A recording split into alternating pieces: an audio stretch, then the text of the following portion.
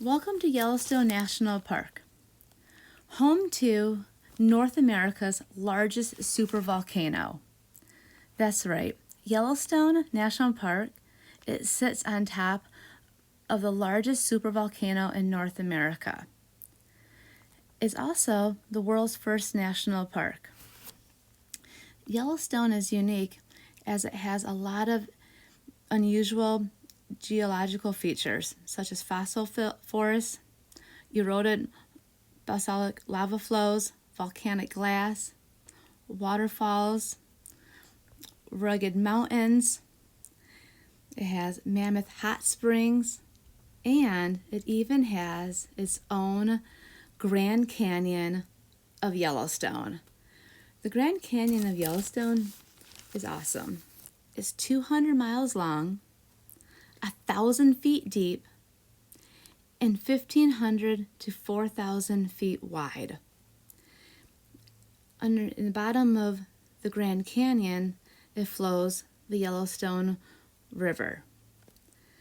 The Yellowstone River flows throughout the park, and it even has waterfalls that feeds into the river.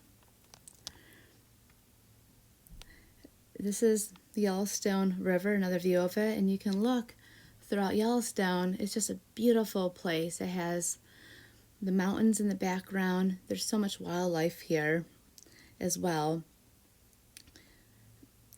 And the river is huge. It just flows throughout the park, and it's really peaceful to watch. And then as you're going through Yellowstone, there's a lot of really interesting things you're going to see, such as the mud pots. There's going to be the different hot springs. You're going to smell sulfur too, because the sulfur is an indicator of the active volcano. These geyser basins, they have water temperatures that exceed 400 degrees Fahrenheit. And that's why it's important when you're visiting Yellowstone that you're staying on the designated paths, because the Earth's ground is very fragile. It's constantly changing, and with the hydrothermal systems, those are the visual expressions of Yellowstone's active volcanoes. In fact, Yellowstone is part of one of the world's largest active volcanoes. It hasn't erupted for about 640,000 years ago, so scientists are not expecting it to erupt anytime in our lifetime. But it's really interesting to see how it being so active is constantly changing the way Yellowstone looks.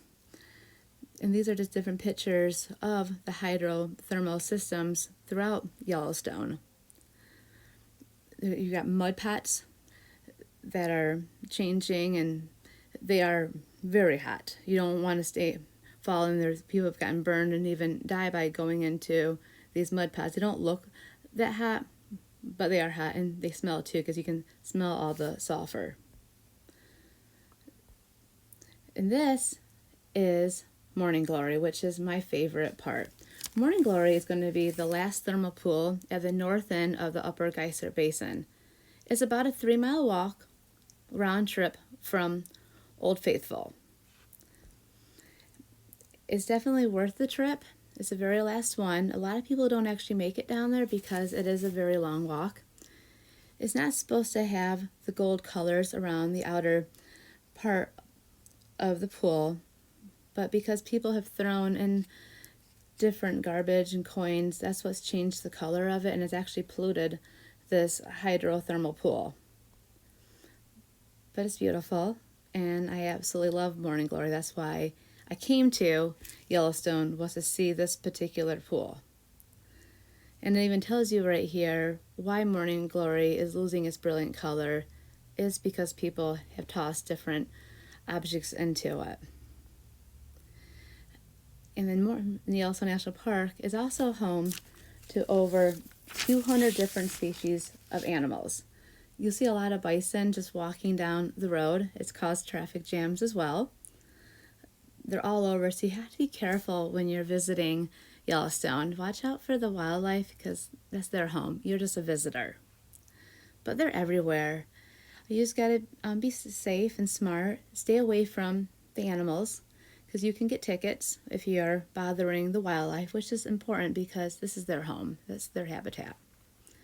And there's bighorn sheep, they're really cool to watch. And when it comes to nighttime at Yellowstone, you're going to see the most beautiful dark skies ever. So if you're into stargazing, this is where to go because there's no light pollution. So you can pull over and just sit there and stargaze at Yellowstone. And if you're lucky enough, you could even catch the auroras. And this is a magical experience to be able to view and see the auroras. So I would recommend, if you're going to stay at Yellowstone, try to camp in Yellowstone. There's a lot of different campgrounds you can go to, but Yellowstone also has campsites. You just want to make sure you book them in advance because they do fill up. And when you're going to Yellowstone, because it is a national park, you're going to want to have a national park pass. So you can buy those online or even when you get to the gates. But they're good, and they're good for not just Yellowstone, but for any national park you want to visit.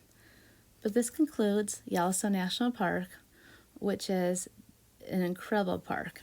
It has a lot of different unique features that you won't see anywhere else. Thank you.